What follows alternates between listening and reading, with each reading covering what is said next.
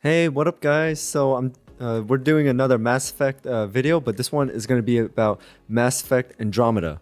Now, here's the thing I've been seeing a lot on the comments lately. Mass Effect on Andromeda. Actually, I don't know where to start. Okay, to start off, this is the video I'm going to be watching. This one is called Mass Effect Andromeda is a worth in 2024 and is by Mr. Holthen. And he created this video about a year ago, and it was pretty much the #1 search when I put Mass Effect Andromeda no spoilers review, and this was the first one that came up. So I'll be watching this video. Now, this is what I've been seeing a lot on the comment section of many of my videos for Mass Effect Andromeda, because I did mention a few times. So some of you guys are saying it is based about 6 centuries, like 600 years after the events of Mass Effect 3. And the #1 thing I see is not as good as the trilogy. And on top of that, and some of you guys are saying like, don't listen to what people say, just play it and give us your review and things like that, which is something I am considering. And a lot of you guys are saying it's kind of like a acquired taste or acquired love, because it's not going to be as good and really like draw you in like the other Mass Effect games. This is something you just need to give time and patience into, and it could be pretty good. But let's see what Mr. Holton has to say in his video. So without anything else, let's jump into the video. Mass Effect Andromeda. This game was probably one of my most anticipated games leading up to its launch in March 2017. And when it finally released, it got critically panned across the board, and several aspects of the game, like its hilariously bad animations and the general buggy state of the game, was ridiculed to such an extent that BioWare halted any and all development on future DLC.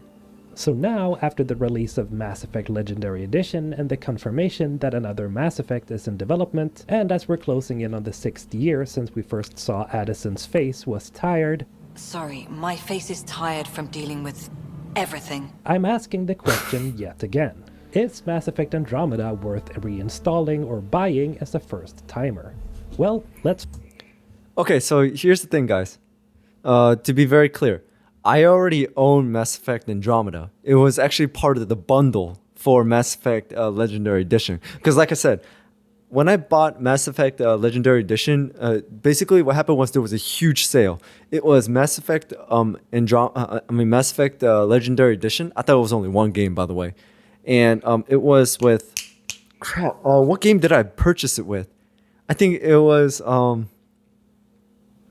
of the Call of Duty games. I don't know, I forgot, but it was another game. But Mass Effect Andromeda was part of that bundle, and the entire bundle was about like $40, give or take. But seeing how great the Mass Effect Legendary Edition was, I say that was already worth $40 alone. But so again, I do have Andromeda, but I have not touched it yet because, like I said, I decided to play the Legendary Edition first, and I made the right call because Andromeda, as you guys say, is after the events of Mass Effect 3. But now I'm hearing so many things of like, it's not as good and things like that. But as he said, it's on the screen. Let's find out. Let's find out. But first, what's Andromeda about? Well, without giving too much away, the plot essentially boils down to a group of would-be explorers called the Andromeda Initiative that journey from the Milky Way galaxy to the Andromeda galaxy and board these giant spaceships called Arks. This may or may not have to do with the impending arrival of the Reapers in Mass Effect 3, but in any case, the Andromeda Initiative arrives to its destination, but the group is splintered and things aren't exactly going to plan, as the initiative not only suffers from internal sabotage but also immediately encounters hostile alien lifeforms called the Ket. That makes settling the Andromeda galaxy an impossibility. And it's up to you, the player character, this either being Scott or Sarah Ryder, to lead the initiative against these threats and make sure that the Milky Way colonists survive. This Krogans and Turians. As per every other BioWare title, Mass Effect Andromeda features a character customization system, and so I started my little adventure by trying to make my custom version of Ryder. And well, right off the bat, I can safely assure you that Mass Effect Andromeda has one of the worst customization options I've ever seen. The layout and the aesthetics of the menu is fine, but the options provided to make your custom Ryder are just absolutely abysmal. If there's one thing that I've always taken some weird pride in, it's my ability to make good-looking custom characters. But no matter how hard I tried here, I just couldn't make Ryder look even semi-decent. Okay, so he's basically one of those guys that can like do really well on character customization. But for me, I'm not good at that, so I always go with the default face most of the time. Because one, it takes too much time. Two, I'm not very artistic. And three, I just go, you know what, let's just go with the default because maybe it just fits in the canon more. And like I said, because my default face for Shepard, Commander Shepard, was the same face that was on all the like game posters and things like that. So that's why. So I'm just most likely, if I play this game, gonna go with the default face for the male. What's his name? Ryder? Yeah, Ryder. Yeah, that's one thing I just can't do. Customization. Whether this I can do it, but I just can't do it well. being male or female Ryder. Disgusting shit. So I settled on playing as default Scott Ryder, who, let's face so it, that's is definitely the most handsome human in the Andromeda Galaxy by far. Default Sarah is also pretty alright, but for the sake of this playthrough, I wanted to try playing as Scott instead. Now for some initial presentation, Yeah, he's a good-looking there are many guy. things that Andromeda does well at the start of the game. The cinematics are really well made, and the intro manages to capture the feeling that we're no longer on home turf, as we go from watching the Hyperion arc slowly moving towards the Andromeda Galaxy, to things going absolutely sideways after Ryder wakes up from cryosleep, as the arc collides with a cloud of dark energy dubbed the Scourge. There's always something.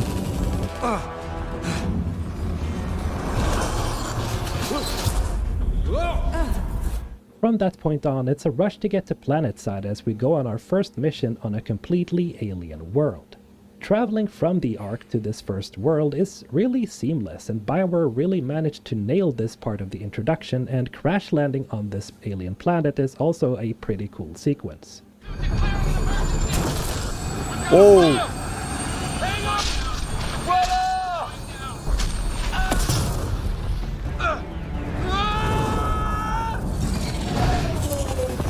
Acceleration increasing. When we finally Damn. find ourselves on the ground, this is where the power of the Frostbite engine starts to kick in, as the environment just looks really amazing.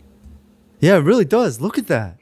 So I guess right off the bat, the graphics and the animation and everything looks amazing. So that's really good to see. And this is especially noticeable if you play at a 1440 resolution, which I'm doing for this playthrough.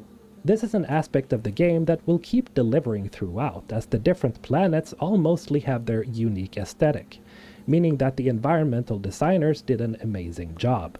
However, as much as the introductory hour manages to impress in terms of graphical fidelity, the hours after this are unfortunately not as impressive. You may already have noticed that most characters are suffering from what I'd like to call tired face syndrome, and despite 2017 BioWare working hard to cure it, this sickness is really prevalent throughout the entire Andromeda experience, even after all of the fixes to the game. Most of the time, characters, and especially humans, are really flat when it comes to animations and their overall looks. I mean, look at this. These are really some of the most lifeless and frankly ugly NPCs I've ever seen. They look like... They kind of look like Terminators, you know, because the Terminator, you know, just you know, a blank expression. That really looks like it. So, tired face syndrome. So it looks like what happened was the creators of this game really focused on the environment and the graphics of like everything around you. But when it came to like facial features, they just like pretty much put in the basics, saying like, okay, it looks human, but there's no movements, there's no emotion, there's no expression, nothing. No.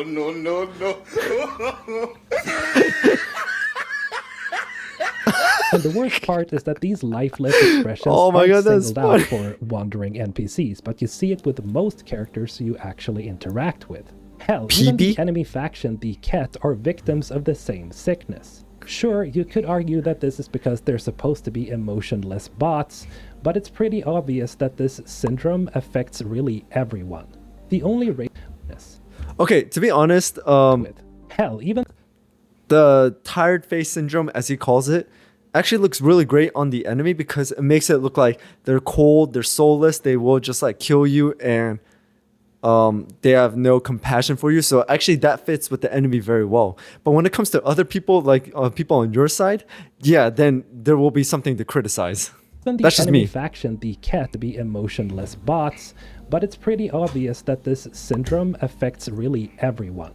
The only races that manages to hide this are the Turians, Krogan, Salarian, and Angara, which is one of the 2 new races introduced in Andromeda, but So basically everyone that is not human or sorry. even still, the Milky Way races are also visibly lacking in terms of expression. Naturally, this becomes even worse when the dialogue throughout the game is at its low points. Bad jokes I can live with, like this one. I think I really pissed that one off. Maybe because I shot him in the face. Are you serious? This is torture. But when the delivery of lines are wooden, Oh, it that's really funny. just takes you out of the experience, especially when the facial animations are just not there. What are we doing in Sam, Node? As I mentioned before, BioWare did try to fix a lot of these wooden scenes by making animations more expressive, but these moments are in general few and far between, and whenever you do get these animated scenes, characters tend to be overly animated and visibly rushed, which, you know, is expected because they had to rush these fixes out the gate. The main story is also, Oh, I see. well, it's not the worst, but it's not a mind-blowing plot either. It's serviceable at best, and with a villain that's as interesting as a loaf of bread, Hi there, I'm a career criminal and part-time anal acupuncture therapist. it goes to show that without a memorable bad guy, the plot kinda loses a lot of its relevance, because as much as the game is trying to make you understand how dire the situation is with the initiative, it never really starts feeling that way because of how unintimidating the Ket are overall.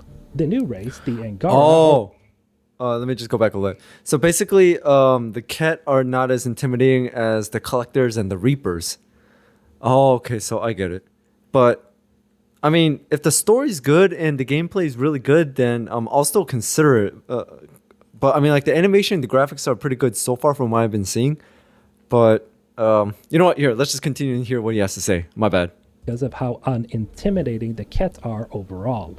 The new race, the Angara, are also victims of this uninteresting design philosophy. As one of my YouTube Angara. colleagues mentioned to me the other day, Bon Diesel, I can't really put my finger on exactly why the Angara are so unappealing as a race. Maybe it's the eyes, maybe it's their huge Twi'lek folds on their heads, maybe it's just the lifeless animation, but in any case, they're just boring.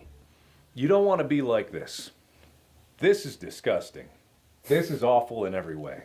If I could kill it, I would. If BioWare had managed to squeeze in some more intelligent alien races here, Remnant then did not maybe count. this wouldn't be too much of an issue. But because the Angara and the Ket are the only new intelligent races you encounter, the game just leaves you wanting much more and feeling really dissatisfied with the overall game world. Whoa. Now, who You can would I jump? be if I left this video off on a bad note? So let's talk about some things that I actually really like in Mass Effect Andromeda.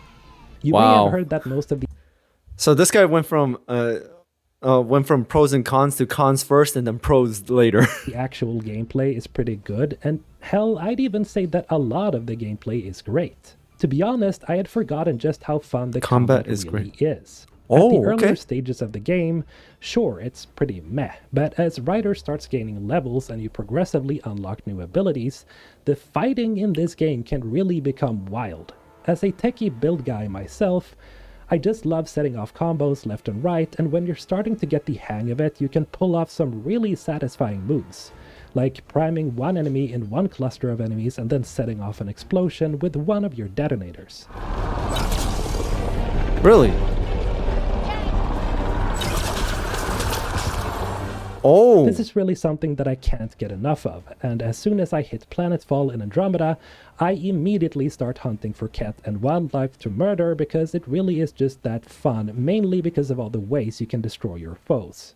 Now, as much as other okay. folks have gushed about the so-called combat profiles, I gotta say that I haven't really switched around much, mainly because I'm a combo.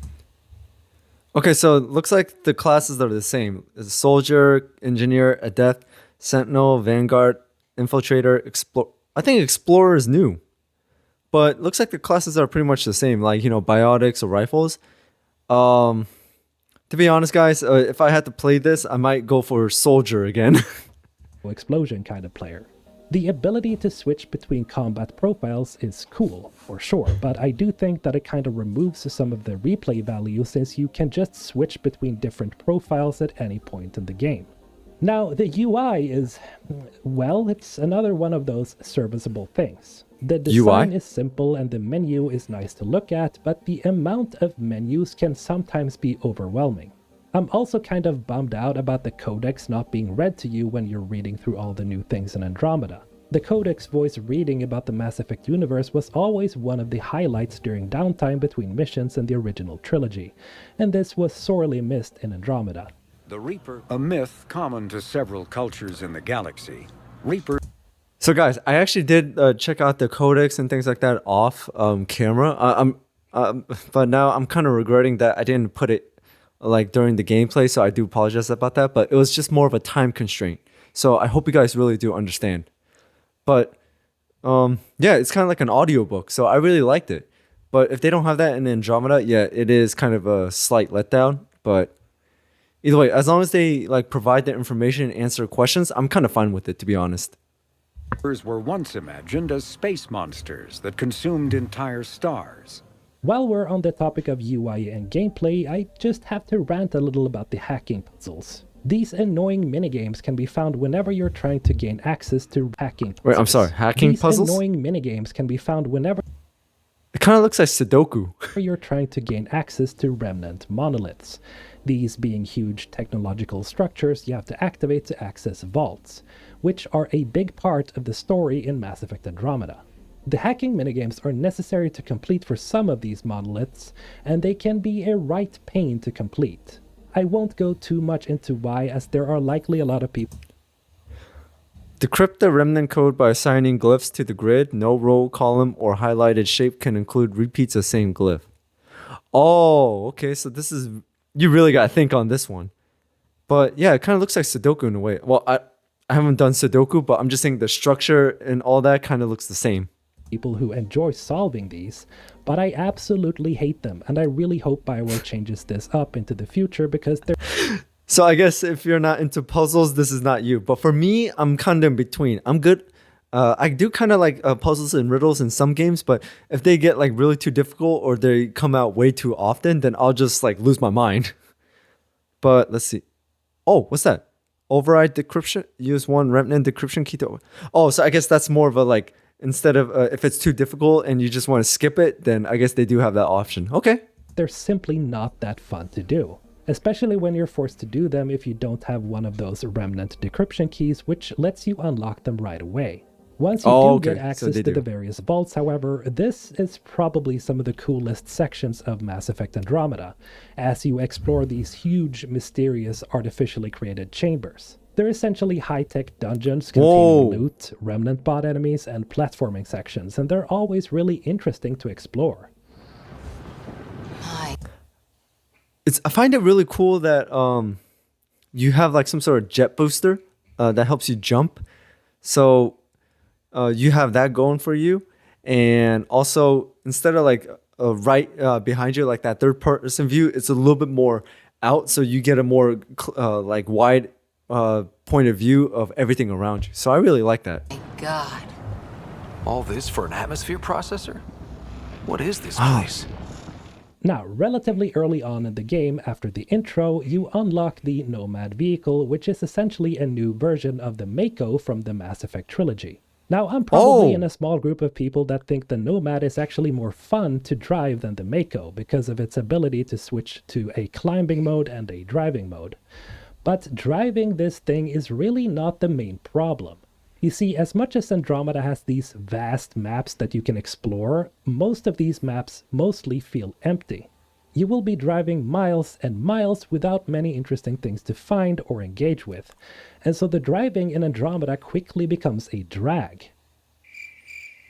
Oh. That was a joke. And the worst part is that you have to use the Nomad to quickly get to some places, as you can only fast travel once you've unlocked these drop pod locations. I've brought this up before, but I Wait. once you've to use the Nomad to quickly get to some places, as you can only fast travel once you've unlocked these drop pod locations. Okay, so you can fast travel to certain locations, but it looks like you have to get there first. And the only way to get there is the Nomad. So that means they're really far apart. I've brought this up before, but I really do think there's a place for exploration in Mass Effect. I just think it needs to be more optional, and if there's to be these massive maps that you can explore, then please fill it with more interesting stuff to find or engage with. I'll say it again, taking a page from Elden Ring wouldn't hurt in this regard.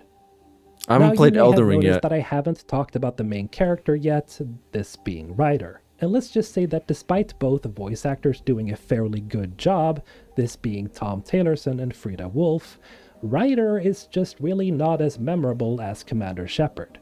I'm Commander Shepard, and this is my favorite store on the Citadel.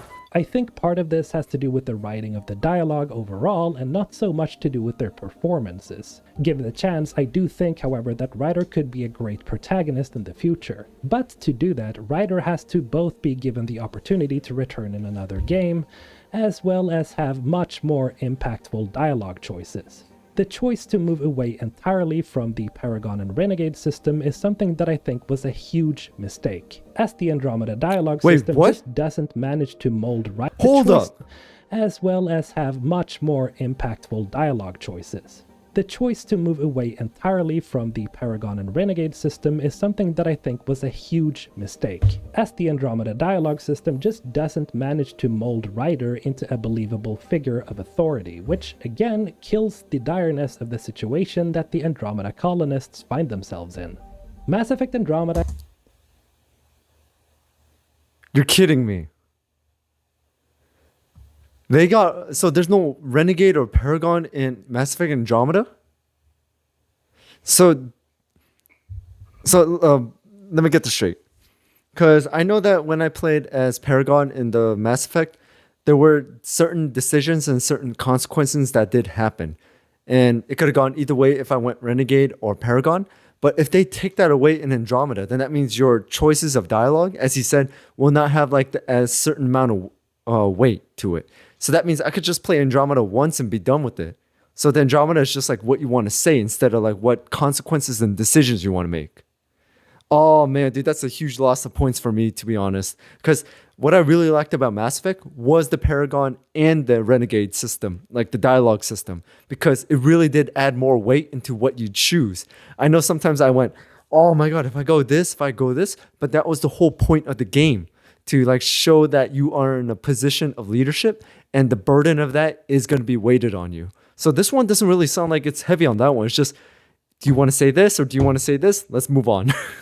In general really isn't as bad as you've heard that it is. There are some really enjoyable aspects to it, for sure, like the combat, the environments, and hell, even some of the loyalty missions are pretty good. Some of the new squad mates are also somewhat memorable, like Vetra, who's basically a female Garrus, good old Uncle Drac, and yes, even PB is pretty alright when you get to know her.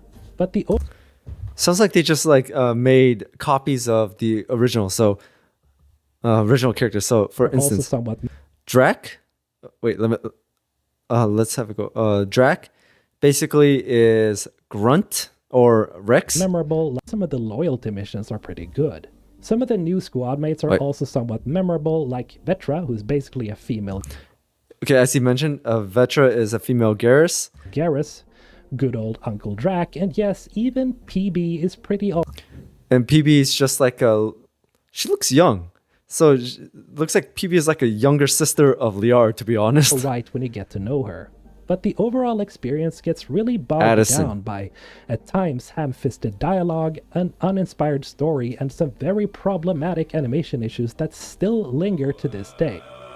I'd say that Mass Effect Andromeda poses some really interesting ideas for the overall Mass Effect mythology, like the origins of the Angara and the true nature of the Remnants and the Vaults, as well as who the mysterious benefactor is and several other mysteries that never got explored. Mysteries that I do hope we get an answer to in the future. What I'm trying to say here is that Mass Effect Andromeda was a great idea in theory, but it's a poorly executed creation at the end of the day, especially when you compare it to the previous Mass Effect titles. Is it worth buying today? Well, if I didn't already own it, I would probably get it for 10 to 15 bucks simply to mess around with it. Yes, it's Well, I already worth got getting it. at a price like this simply because of how outstanding some of the gameplay and the world design is. But if you're looking for a rich, really engaging story with a full roster of memorable characters, a terrifying villain, and a robust choice and consequence system, then this is not the game for you. However, this is, again, just my opinion of it as an OG Mass Effect fan. You might feel different about it, and that's perfectly fine.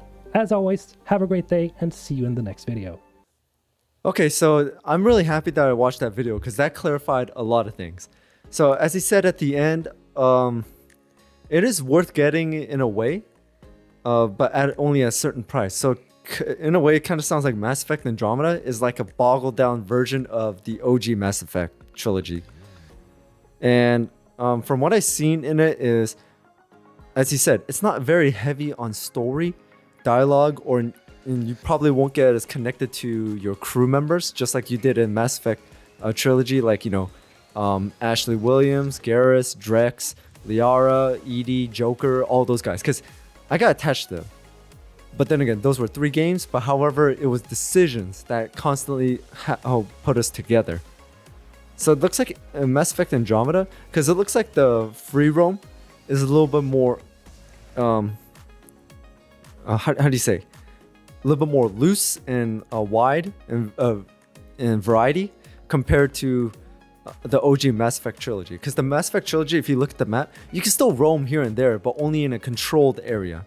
This one looks like you can just like literally go anywhere. So it looks like Mass Effect Andromeda really focused on exploration and just like going from one place to another. Because the Nomad Mako version 2.0 looks like you can drive it, as he said, you can drive it in long distances. However, there's not many interesting and interactive points along the way. So that's like the only downside to that. So it looks like the maps are much bigger, lots of places to explore. So exploration and looks like gameplay is not that bad. It was the main focus of Mass Effect Andromeda, but not the story, not the characters, and not the NPCs, apparently. So that's what I'm getting at. I don't know. Mass Effect Andromeda, I'm still having like mixed feelings about so far, but I want to hear your guys' thoughts. So put it down in the comments below. Should I play it or should I not? Or should I just play it like off screen? Or should I just play it and see what you guys want to hear from me? Or is it just really that bad? But then again, that's just my opinion, and I want to hear your guys' opinion too. If you had played Mass Effect Andromeda, please put your thoughts in, like, compare it with this guy right now. Like, did his facts and opinion match with yours, or was it completely different? And again, please, no spoilers. But I just want to hear you guys' thoughts. I might actually do a poll if possible. But anyways, please put it down in the comments below, and I'll see them when I can. But anyways, thank you guys for watching. Thank you for tuning in about Mass Effect Andromeda, and hit that notification bell so you know when I drop another video. And shout out to all my members, shout out to all my subscribers and viewers. You guys are amazing. You guys are the reason why this channel keeps on going. So until then, I'll see you guys next time.